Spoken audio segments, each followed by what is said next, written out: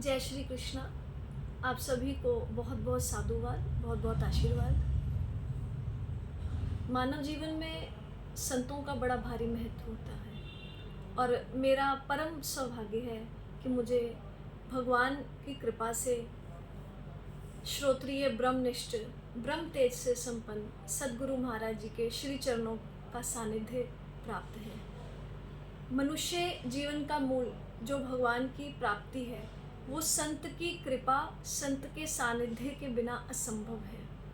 और एक बार ब्रह्मा जी से नारद जी ने प्रश्न किया कि हे ब्रह्मदेव, आप ये बताइए कि कौन से नेत्र धन्य हैं। तो उनके इस प्रश्न पर ब्रह्मा जी ने उत्तर दिया, जो नेत्र अपने सद्गुरु के दर्शन के लिए लालायित रहते हैं, जो नेत्र अपने संत के दर्शन करना चाहते हैं, वही नेत्र धन्य हैं। और एक बहुत सिद्धांत है, बहुत सुंदर एक सिद्धांत है कि जब भी हम सद्गुरु के द्वार पर जाएं, उनके आश्रम में या अपने गुरु स्थान पर जाएं, तो अपने मद, अपनी संपदा, अपनी संपत्ति, अपने ऐश्वर्य को साथ में लेकर के ना जाएं। विनय भाव से, प्रेम भाव से और किसी भी तरह का राग, द्वेष आदि लेकर के ना जाएं।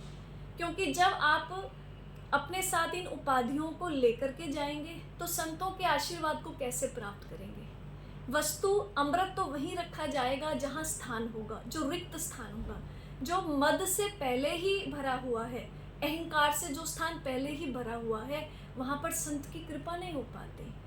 तो संतों के दर्शन की जो प्यास जिनके भीतर रहती है वही मानव धन्य है, क्योंकि संतों के दर्शन में ही भगवान का दर्शन किया जाता है। और सद्गुरु की कृपा से जो मनुष्य है वो नारायण का दर्शन करता है। और हमारे धर्म ग्रंथों में अनेक उदाहरण हैं कि सद्गुरु की कृपा से जो साधारण मानव थे आज वो पूज्य हो गए और ध्रुव भगवान सबके सामने हैं। नारद जी उनके गुरु थे और गुरु कृपा से आज वो नक्षत्र मंडल में हम सबके द्वारा युगों से पूजित हैं और आगे भी रहेंगे।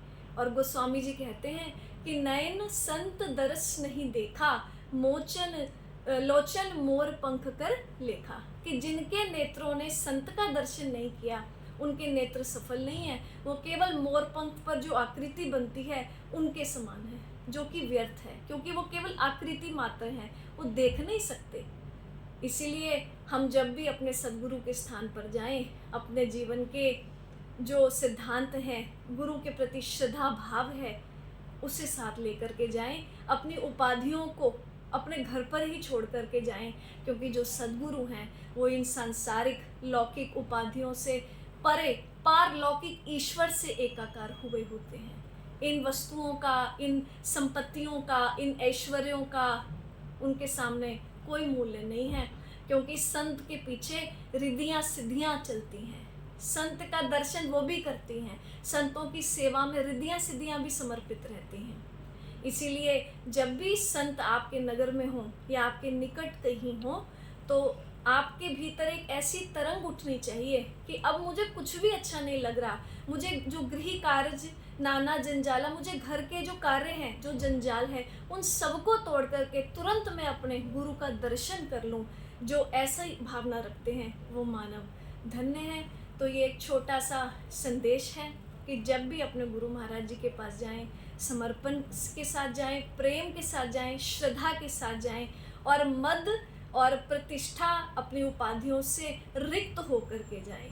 धन्यवाद। जय श्री राम।